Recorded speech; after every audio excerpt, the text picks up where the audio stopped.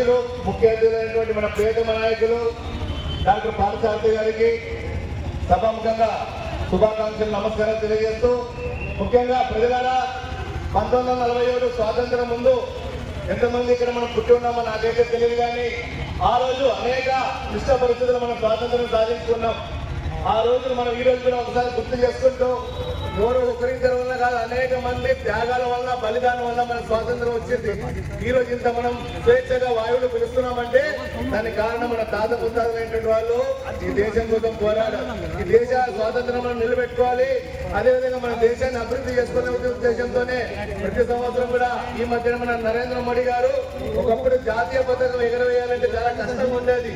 దాన్ని సులభతరం చేస్తూ పోస్ట్ ఆఫీస్ లో కూడా దొరికేటట్టుగా చేసి, దయచేసి మీ అందరికీ విన్నపం అంటే ప్రతి ఒక్కరు కూడా జాతీయ జెండాని తమ ఇంటి మీద ఎగరేసి సెల్యూట్ చేసి మనం గౌరవం ఇవ్వవలసిందిగా ఈ యొక్క సభాముఖంగా తెలియజేసుకుంటూ ఈ అవకాశం ఇచ్చిన ఈ యొక్క యువ మోర్చా కార్యకర్త నా యొక్క ధన్యవాదాలు. భారత్ మాతా